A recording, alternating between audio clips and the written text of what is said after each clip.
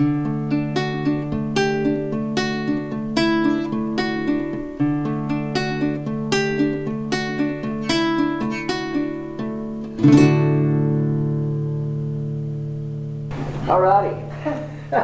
we arrived at Genesis 30. Sprinting, limping, stumbling, doesn't matter, we got there. So, if you're following along, those of you that are following along at home, so to speak, we get to Genesis 30. We left it off with Jacob and his family were nearly complete last week. 11 children. 11 male children. One girl. Girls rarely got mentioned, but there was a reason for Dinah being mentioned, and we'll get there. Genesis 30, Jacob takes a deep breath, looks around, and goes, I believe my work here is through. I want to go home. Right? Bunch of kids. So he goes to Laban, hey, send me away. Wives, children, the whole 9 yards. Let's go. My service time is complete. To which service was he referring? 14 years of labor. 14 years of labor for 2 young ladies. Contract up. Pardon me? Contract is over. Contract is over. Contract fulfilled. Signed, sealed, delivered. Oops. Reflecting my misspent youth in music. Laban, stay. Stay. Because my children. we're all still here. That wasn't the trumpet. Either that or we all have problems. Laban, I have divined, clearly not a God follower, the cause of all my recent prosperity is you. No pressure, but you. Major God. I got a good thing here, I don't want to lose it. Hey, bingo. I got a good thing here. This goose keeps laying golden eggs and I don't dare kill it. Your God has blessed me alongside of you. Well, Jacob, what do you say to something like that? Oh, yeah, okay. You got a third daughter? Yeah, third daughter. Let's see, I saw Ron and then we'll go to Leonard. Well, he says, your God has blessed me. So, who is Laban's God?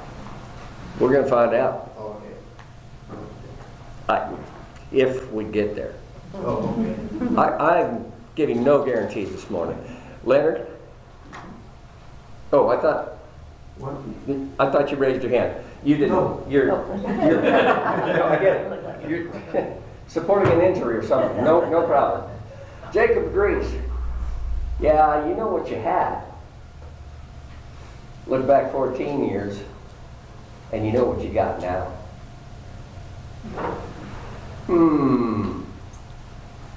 God has blessed you in this fun little phrase, at my foot. If a size 13 Nike is worth anything. But then he follows on with, yeah, because I've been walking your land, we both know who blessed us. We both know who caused all this prosperity. Multiplied herds, better trading position, multiplied food, fodder, and cash crops, whatever it was that were growing in the region. We both know how that happened. You know what? When am I going to take care of me? When am I going to build my own house? That is an all-encompassing world. The full family, the full estate, the lands, the titles, etc.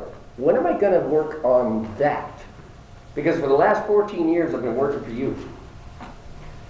Laban.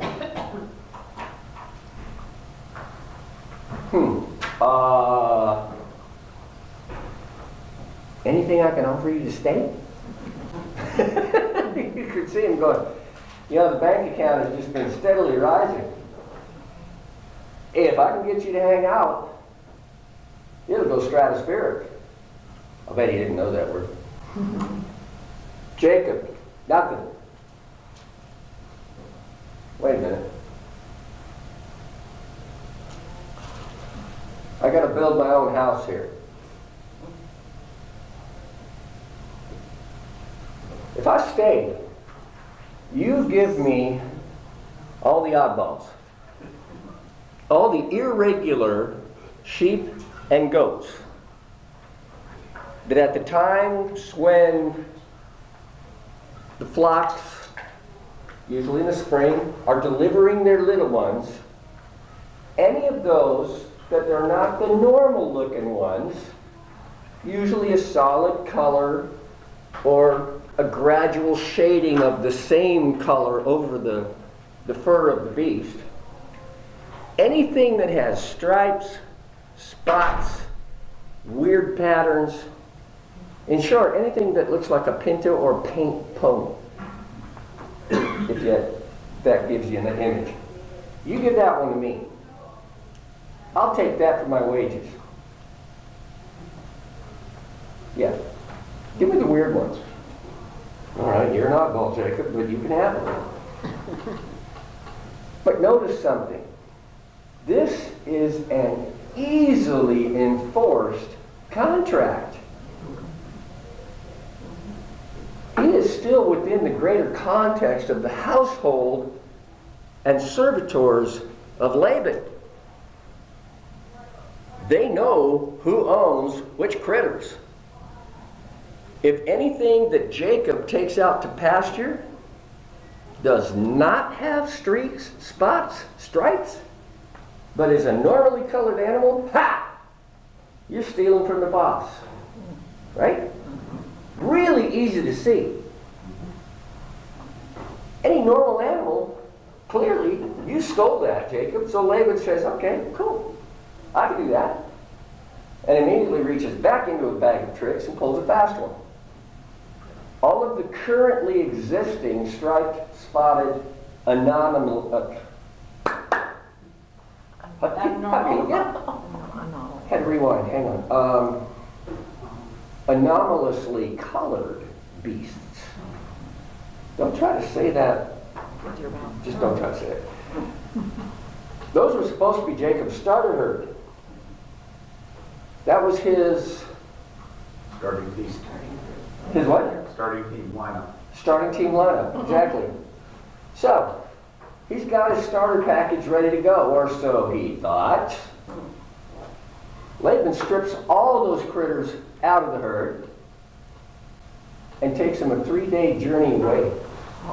Excuse me? Oh yeah, he pulled a fast one again.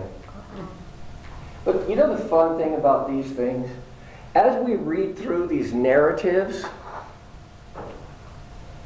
God always fixes it. Oh, does he ever? Just look around the room. Oh wait, I mean, yeah, he made all of us, right? So we all know he's got a sense of humor. We got freckles. What's that? We got freckles. Yeah, poster child right here. I wanted to do everything I could to get rid of those when I was a kid. When I recognized what my freckles were all about, I was living on the Navajo reservation. You know what an oddity I was in school? Yes, I know, I was one. Yeah. You were one too, yeah.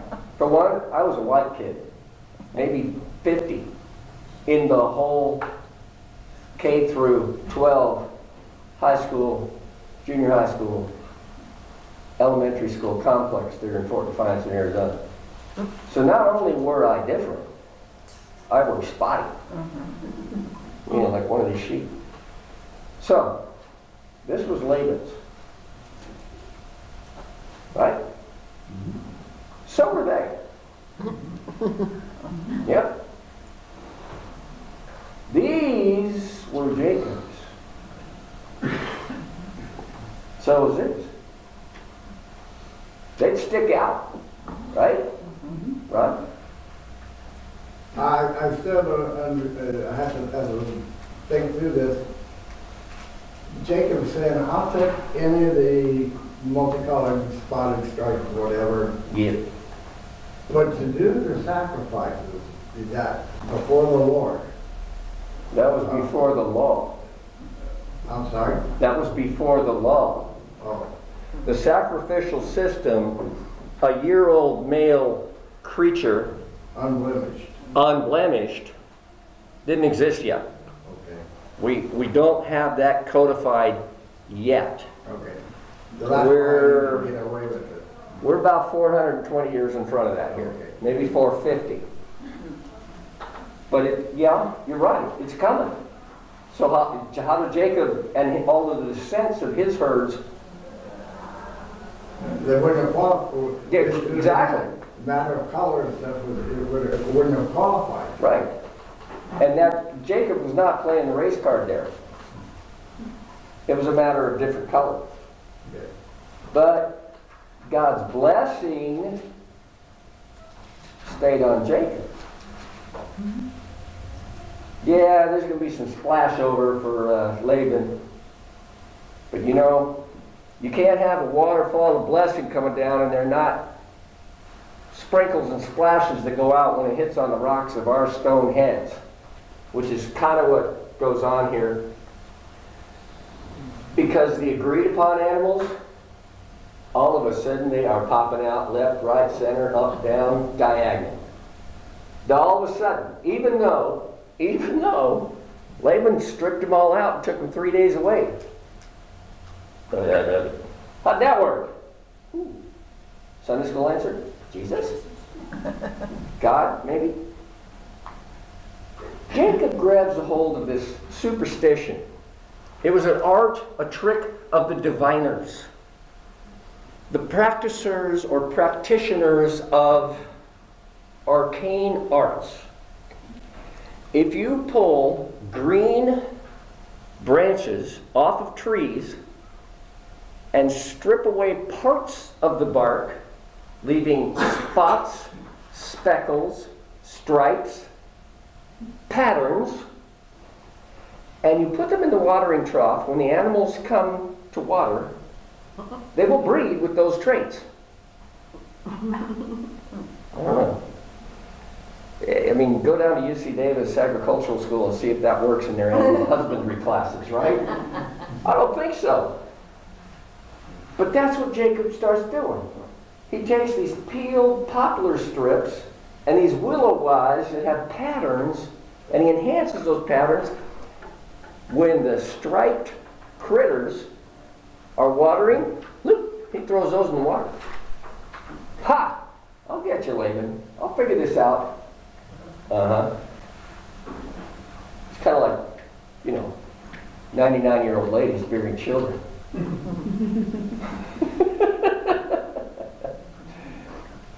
It works, not because of the sticks, but God's purpose. Remember last week, it just feels like it after this week. Last week we discussed about how God has a purpose. The purpose is always accomplished, no matter how much we try to get in the way. Jacob's trying to enhance it. God didn't need his help. Remember Abram, Sarai? She can't have kids. She is way beyond childbearing. They had 2 false starts trying to help. Necessary under the sovereign promise and purpose of God. The 3rd time was their charm. But in spite of Jacob playing with these sticks, the net effect, Jacob gets richer.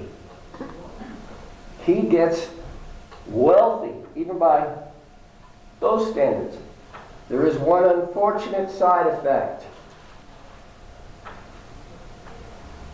In the mind of Jacob and the retainers that were in on this scheme with him, this is not the hand of God. God's glory gets deflected temporarily by human agency. Now, I realize none of us in here have ever done that. Right. Except me. Right? We have very simple, easy pathways in our minds about, that was cool. It all worked because we planned well. No, it all worked because God made it work. You know, we're supposed to ask all of our needs of God, but there's a condition according to His will. His will. We're supposed to not say, next week I will go to such and such a city, I will trade, and I will be prosperous.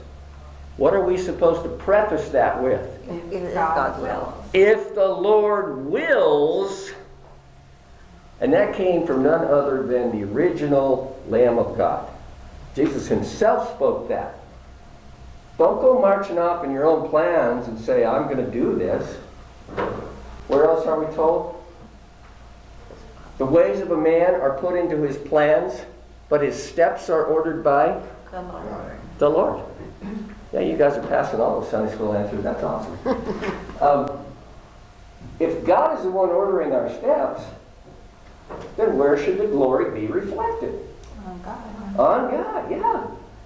And that's not, that archaic fencing term, on God. It's on God. So, Jacob even gives the nod to, oh yeah, I worship God.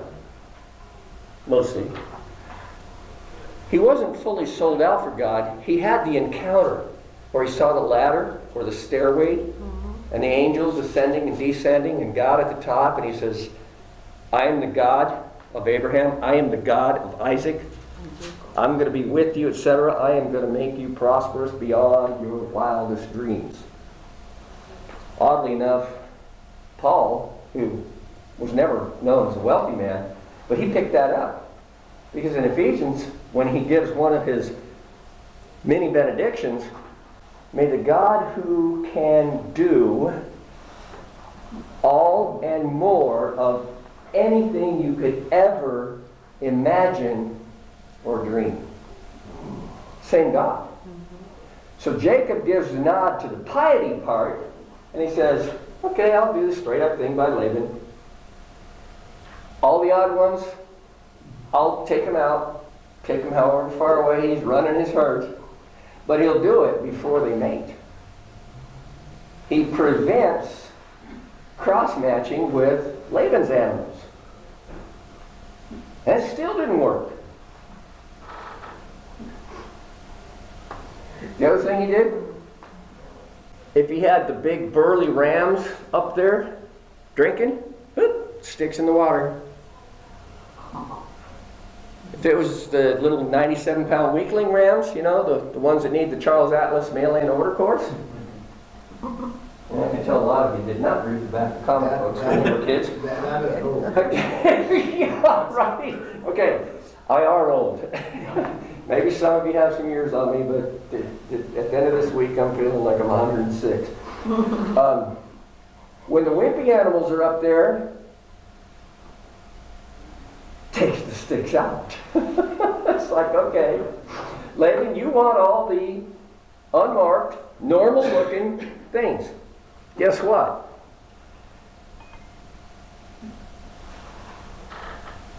They're not going to breed with the burly ones, or what would be called from later England on through even to the United States, the bellwether lamb, the bellwether sheep. Only one in the flock would ever really wear a bell, but she was the strongest, and she was the matriarch. If you're in high school, you'd call her the queen bee, and where her bell went, the rest of the flock followed. Keeps it real easy for the shepherd dogs and the shepherd because, yeah, they follow the queen bee. Same thing here. He did not breed the queen bees with the weaker rams. He's manipulating the situation. Regardless of the method involved, here's the crazy part. Judah's flocks are numerous, they are robust, and they are sickeningly healthy. Bit of an oxymoron, but it works for me. Laban's flocks steadily get weaker. The smaller animals, the litter runts, they're the ones that keep going. Bottom line, Jacob is mind-blowingly wealthy. We're talking about a culture that wealth is measured, first of all, how many sons do you have? Second of all, how many critters do you have? Third of all, how many servants do you have to run your household and watch all your critters? We're told at the end of the next chapter, you almost couldn't count not only the flocks, the herds of Jacob, but his manservants, his maidservants, his donkeys, and I guess they were normal colored no matter what, and his oxen. The guy was Elon Musk before electricity was invented. You think it would be obscenely wealthy on the face of this planet right now, Elon Musk, Microsoft people, a handful of pro athletes. This is Jacob. This is Jacob, arguably the wealthiest person in that entire region.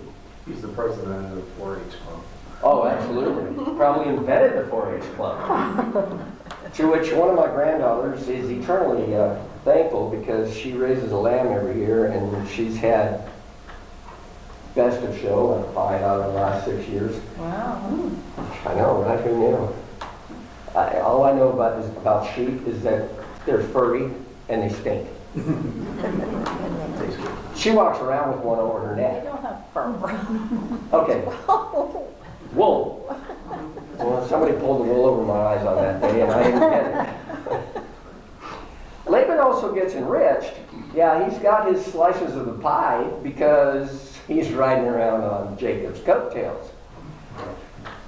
Nothing can hold a candle to Jacob's wealth. Get in.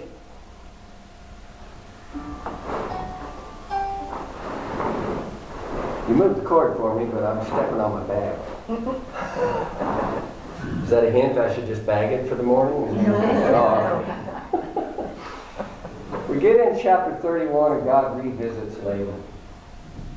We're not told until the midpoint of the chapter that this is 6 years later. For 6 years, Jacob has been running his scams. No, he hasn't. Sticks had nothing to do with it. We know that. We're told that. But, looking at these, who wants that? Who wants to wake up and have that looking at you when you're out in the field? Wake up in the morning and it's, oh, sorry. It's just you. No, that was bad. I was waiting for it. Don't, wham! Sorry, I'm guilty of thinking out loud again. God restates his promise. He comes to him and he says, Jacob, I will be with you and you know who I am. You haven't admitted it entirely yet, but you know who I am. Jacob can read, well, the handwriting on the wall wasn't there yet. That's another nearly 1,000 years away. But he can read the winds of family dysfunction. No idea where he would have learned to feel that. Tom had a great, when we were talking about the two ladies in the house arguing about, this kid, that kid, your kid, my kid, her kid, Well, these are different kind of kids, but Tom said, it's almost like an episode of Desperate Housewives. Never seen the show, but I know the title, and I thought, okay, yeah, you nailed that. Jacob knows exactly what's going on with family dysfunction. It happened in his own family, and then it happened between his own wives. And he's looking, he sees Laban, and he goes, oh boy, this is not going to be pretty. I know what's going on. So what he does, ladies, come here. We're actually told he calls them out into the field. This can't be overheard by household staff. This can't be overheard when he's out in the herds. so to speak. Rachel, Leah, we got something heavy to discuss. They came out there. He restates for them the past 20 years. This is where we get our chronology. 14 for the two of you, I served your dad. 6 more for these flocks and herds. They may look a little weird. They taste the same. You can still knit their fur into blankets. Sorry. That was just for you guys. Yeah, they can still be shorn for the wool and the mohair. They still taste good on a barbecue. But this is 20 years. Your dad does not like this situation. I have manifold times the herds, the sheep, the goats, the everything that he has. Oh yeah, he's got a boatload. But this was near the Euphrates, so it wasn't an ocean liner, it was just a boat. Thank you. You're with me. I have done every single thing your dad asked. Straight up. Did I play a little fast and loose with the truth? Yeah, but we're not talking about that. We're talking about the end was I did what he asked. He is still, to this day, trying to scam me. 10 times he's changed my wages. Oddly enough, the 10 there is not the direct ordinal. It's rather, in a completion of effort, he has changed my wages. But a way to say it is, for them, culturally, 10 times. The guy won't quit messing with me. He is trying to manipulate me, even when he knows I've won, so to speak. But God has not allowed him to harm me, and by extension, my family.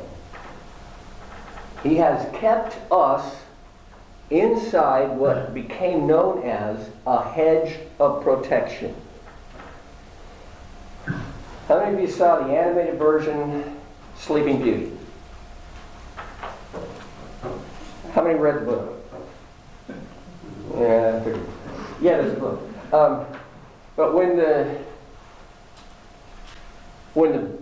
bad witch knocked her out, the 3 little fairies, witches, the good ones, they came along, and what did they do?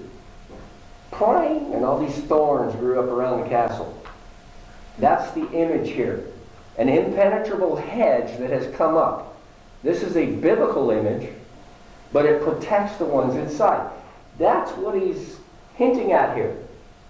Yeah, all this stuff great has gone, and all this time your dad has been trying to scam me out of what is truly mine and what I have earned, worked for, and yet still God has protected me and all of you. Think of your babies, ladies. So, if we agreed on the spotted, oops, bunch of spotted kids. If we agreed on the striped, bunch of spotted ones, the striped ones. It just kept going. Rachel and Leah out there in the field, they hear this and they go, yep, can't argue with you. Okay, he's our father. But you're right in everything you have said. Our own father regards us now as foreigners within his house. Ooh. Really? Yeah, that's the term. The Bible used foreigners. Sojourners would be in other versions as well. Those passing through, those not part of the nuclear family. Those who may have interests inimical to our family. Instead of being part of the nuclear family, they may want to just nuke the family. They're not real people.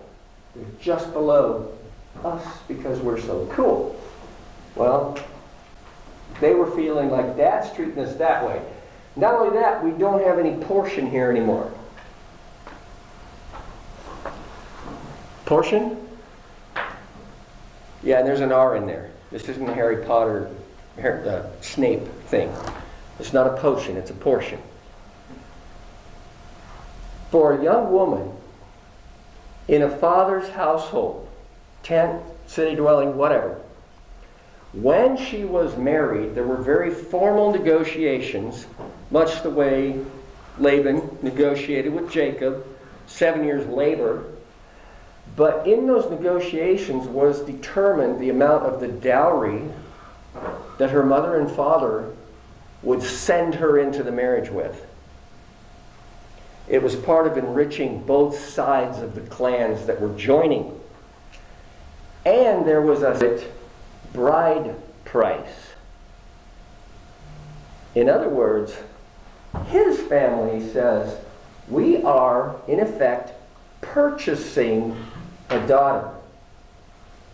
So the dowry would come from her family, the bride price would come from his family, and portions of both would go to the new couple.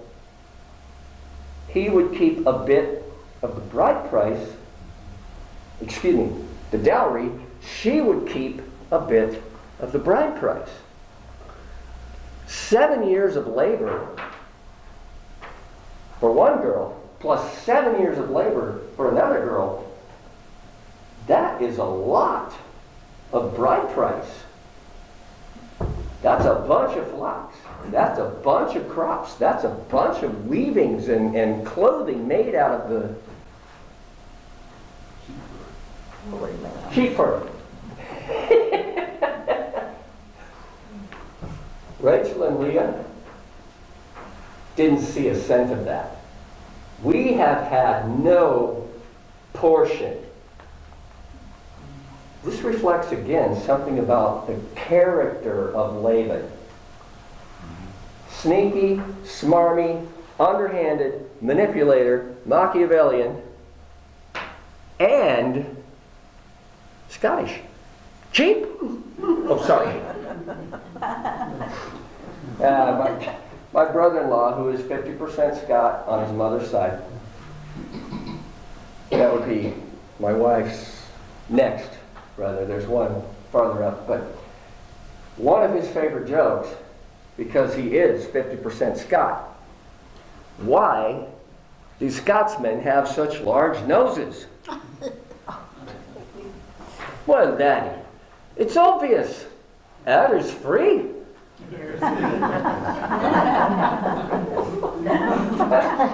But this is Laban.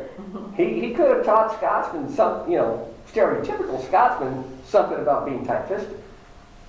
It's all for me, it's all mine. Including my girls, except somehow they managed to slip away. Their perspective on this, he has sold us. Or sold us out. Both senses. Everything you've taken from our father, and yes, we've been watching, we've been taking notes. We know you have scored major coups on every front. It's ours now. And we're going, how do you figure? They're married to Jacob. That's the first piece. They're Jacob's wives. Everything in the household, because they are the two principal wives, not the concubines, Bilhah and Zilpah. Even though they contributed to the family rather heavily, like 25%. No, that would be, can't do it. Can't do the math. 35%? 6 out of 12, eventually. 50%. Oi. So it's all ours. Rachel and Leah agreed. God told you to go home? Cool. Let's do it. Go! Go, for crying out loud. We're tired of it here too. Laban regards us as foreigners. We don't have a portion. He sold us out. Everything's ours. We are told in the very next verse, he loads up a serious camel train. This was like the super tanker of camel trains. He's got a lot of stuff, and he's going to go roughly 600 miles south. Yeah. You load up your camel and you go. Takes all the family, all the herds and flocks. They didn't ride camels. When you have 4 legs, they assume you can make it on your own. All the servants and retainers were also told boatloads of donkeys, etc. Rachel goes one step further. I'm a little ticked, Daddy. What can I do? I have an idea. The teraphim on the shelf. Well, that's not an elf on a shelf. Family gods. The family gods. Exactly. Teraphim was the local word. And the H-I-M at the end of it, that suffix always tells you it's more than one. Which is why it just blows everybody's mind that God is first on referred to as Elohim. More than one? Oh. One what? 3 who? Persons. Right? Let us. Let us make man in our image. One what? 3 who? Indivisible. Not with liberty and justice for all, but because of what I was doing yesterday, I got 4 national anthems. Just saying. It was hard enough to stand attention, let alone pay attention. Not really. She steals the family gods off the shelf from wherever they happen to be. I've got to walk carefully here. These, technically, were nothing more than figurines, icons. If you go to the Hopi Reservation, which is entirely encompassed inside of the Navajo Nation in northeastern Arizona, you can buy what are called, excuse me, Kachina dolls. Is that a familiar concept? They are small, carved, painted, decorated representations of the various personages in the pantheon of the Hopi Nation. You can do exactly the same thing anywhere along the southern coast of West Africa. Tribal animism is normally how it is referred, but you can buy figurines, cast metal, painted wood, sometimes carved out of stone, of the personages of their local deities. And these would be put in a prominent place in the house. If, say, a person in Togo or Benin wanted to begin having children, they would put a small figure of a deity called Loki near the fireplace. Loki, not the Norse Loki, but oddly enough, he shares a quality. Both are deities of insanity. Where the African Loki varies, he is also the deity of lust and reproduction, which the first of those could be referred to as a version of insanity. Because people can do some pretty insane things in their pursuits of those kinds of things. This is exactly what is referenced here in the Bible. So, Jehopi didn't invent this. The early tribal groups, anywhere you go, just about, in Africa, did not invent this. The Norse did not invent this. This has been around since the fall. And it is believed that by putting this little statuette or figurine in a prominent place within your home, you are granted the protections of the purveyor God of those things. If you were an ancient Norseman and you wanted powerful protection for your property, you would put a figurine of Thor up there. Right? Yeah. Pardon me. Same token, if you're in Rome, you would put a little statue of Mars there. God of war. Greek is Aries. Greek is Aries. But they're both bull-headed. They're stubborn. A ram is a stubborn beast. And it beats things into submission. But this point here, she grabs the family protective islands.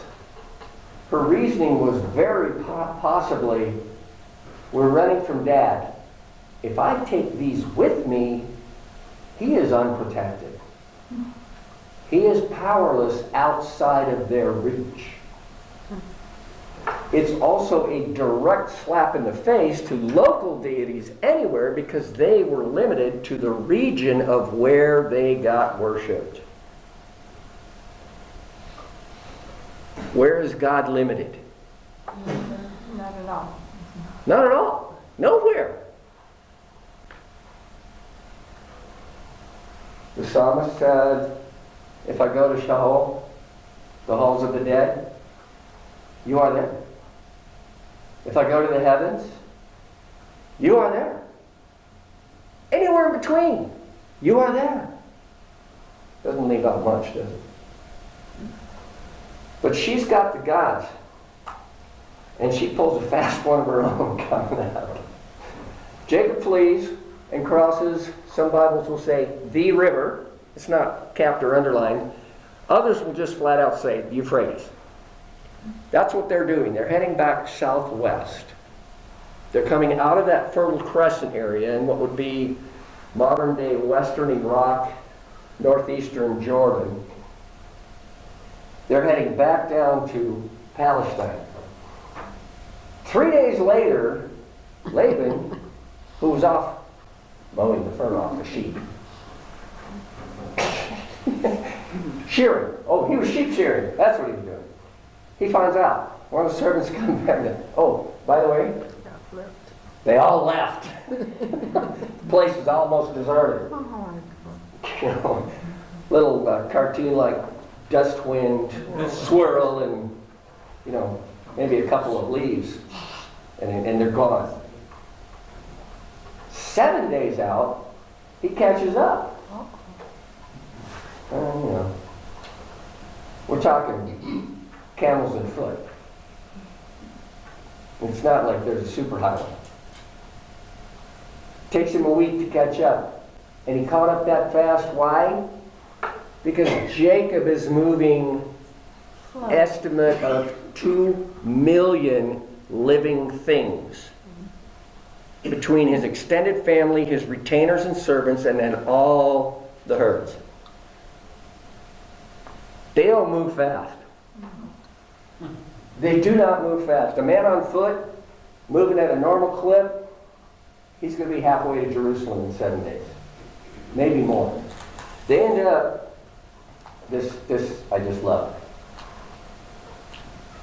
Somewhere about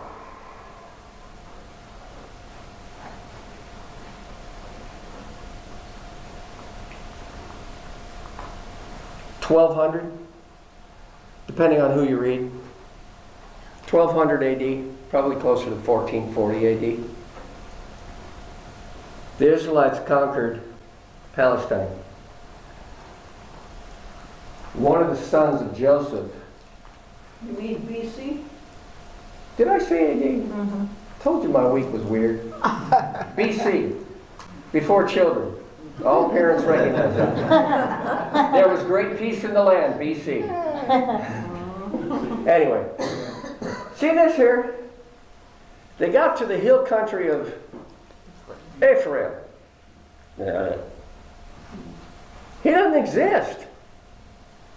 That area of tribal Israel doesn't exist. Why on earth is this term ripped backwards 400, maybe even 500 years and thrown into a text? Who wrote it? Well, God inspired it to be written. Moses probably tracked all of this down. Moses already knew the story ahead, but there is a very strong belief that Samuel actually entered that term because nobody in the readership of the days of Samuel had any clue where that was. They used the name for the region common to who was actually the intended audience. It happens. It happens. You talk to a really, really old line Russian, and he will remember St. Petersburg, and he will remember, what was the other one? Stalingrad. Stalingrad.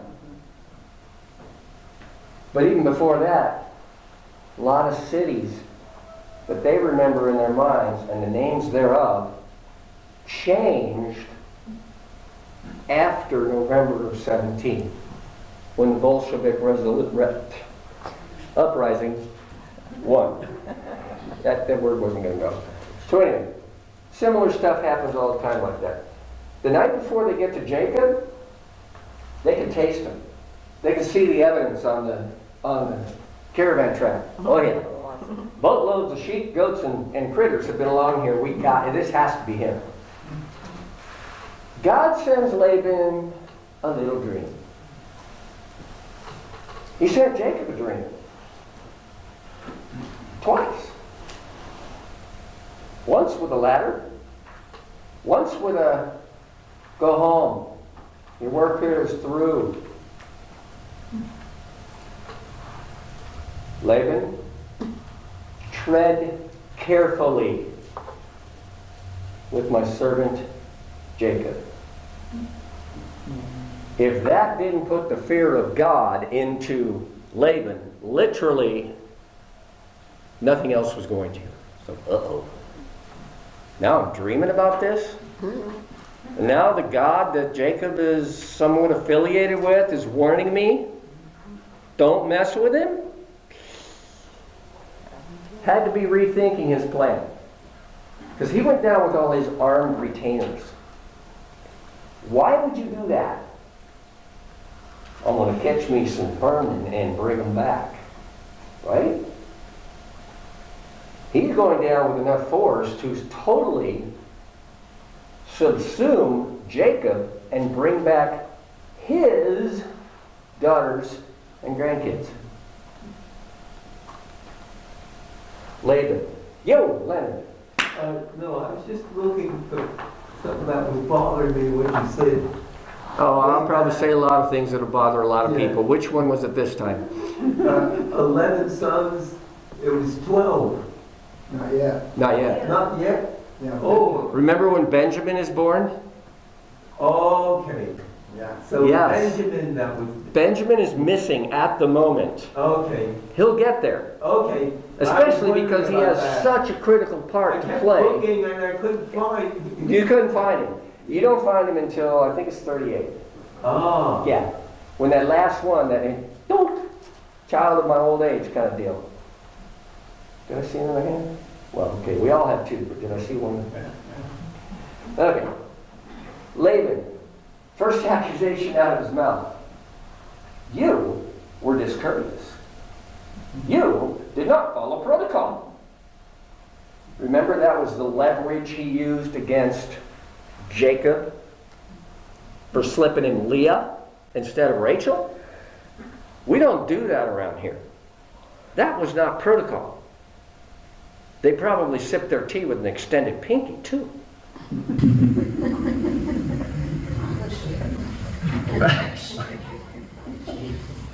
You left without telling a soul. Jacob in the back of the head, duh.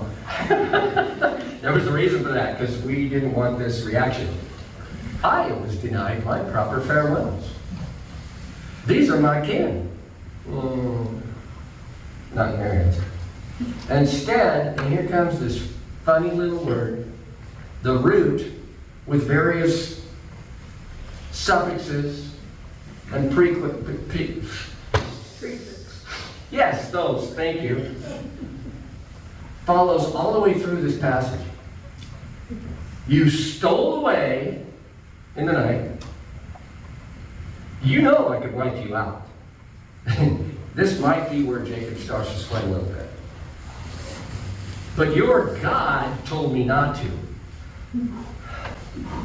Okay, well, we cleared that major hurdle. What's coming? Okay, I get it, you wanted to go home. I can see that. I'm a family man myself. Why did you have to steal, here's that word again, my gods? Now in text speak, that would be OMG. Why MG? Excuse me, Yes, Debbie.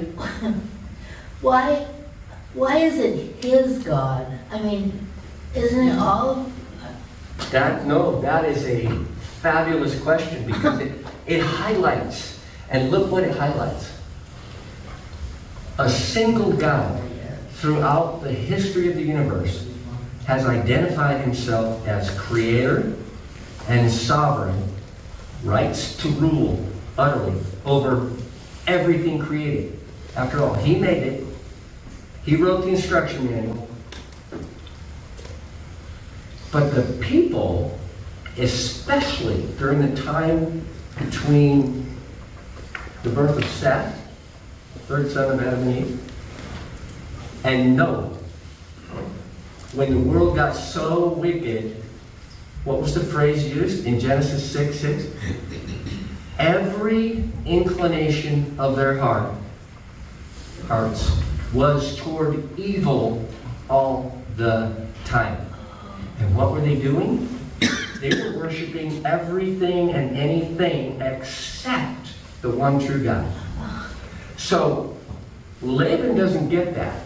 He doesn't get the exclusivity of God himself.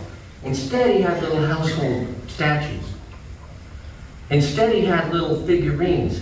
And his neighbors did too. Probably not the same set, because they wanted protections and blessings in different places. Even the people around Jacob's homeland, same thing.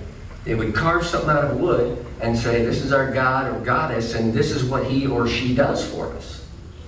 So in their surrounding culture, there was a ton of gods. This one could step into history. This one could look at Laban, good snoring, poke him in the forehead, and say, guess what, son? Don't mess with Jacob.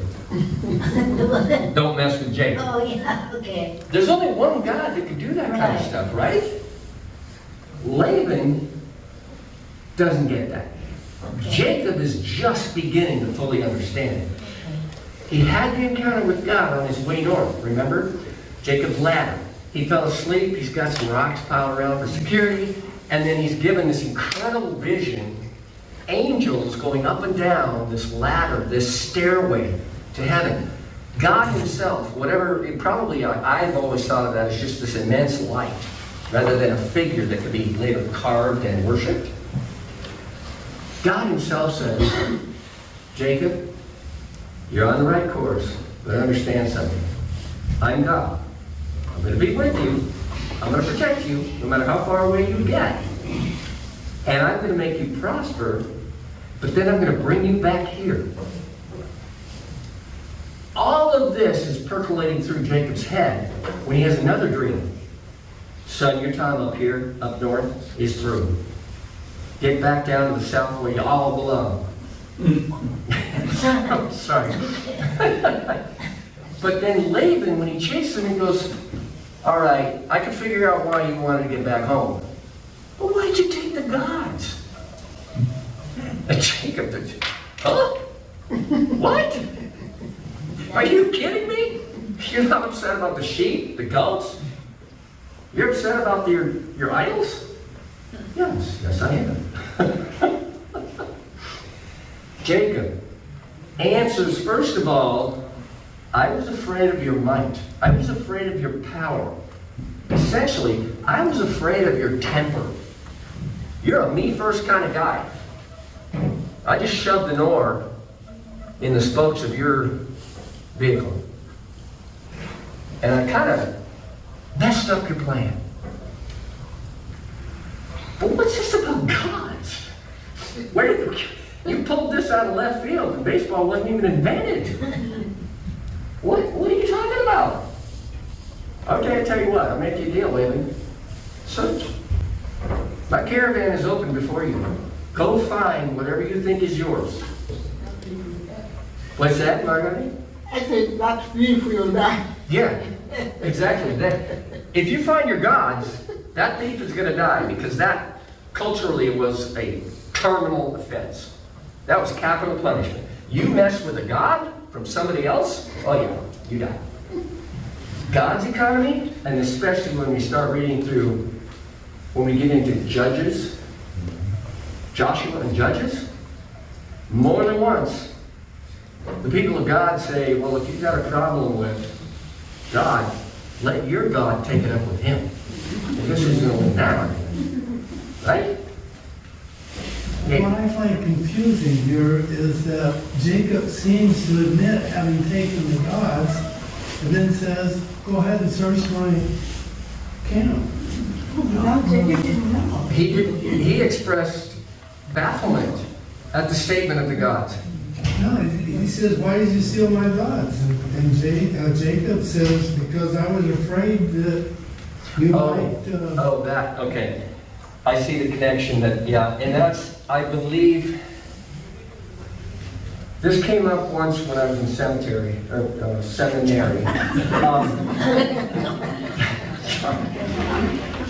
We beat this around because there did seem to be some kind of a causal connection, but apparently, linguistically, it's not possible. He answered the question behind this. You broke protocol, you left without warning, why? He answered that as Laban enumerated, well, not only did you do all that, you took my household gods, what's up with that? Jacob answered the first question first and the second question second. And he said, Leonard? Yeah, He didn't say okay. I was gonna say, okay, I was afraid of your might. If you put a period there, okay, what does that say? Well, here's Jacob saying, I was afraid of your might. Okay, gods, we're on a totally different We're on a side. different plane. Physically, you scared me. Yeah. You got more men of war. You got better trained guys, because I watched them. I've been around your house for 20 years. I know what you got. I don't have any of that. So physically, I was afraid of you. And then comes this follow-up, gods? What are you talking about? Tell you what, search the caravan. You find anything yours, take it back. B, you find those idols, the one who stole them will die. I will at least acknowledge that custom with you. So, well, here we go. He goes through everything. We're not told that he had 3 months to do it, but apparently he did. He and his retainers went through everything. You see anything that's ours? And most of all, do you see the household items? Rachel pulls a serious deception. She hides the idols in her saddle, which is not currently on the camel, but you understand these things are huge constructions. Because you gotta fit it over a camel's hump. Camel's hump is about that. So, underneath it, in the bracing, there were compartments. You kept your snacks there, you kept your water bottle there, you kept your travel food there. I mean, you just reach down and you put... She hides the aisles in there. Good thinking. Wait a minute, what's to stop him from opening that up? Ooh, she's smarter than that. Sorry, Dad, can't get up. The weight of women is upon me. Well, hey, this holds true in modern times. Gosh, what'd you think of the game last night? Guys don't talk about this. They really don't. Unless you're unfortunate enough to grow up in an Obi household and nothing sacred.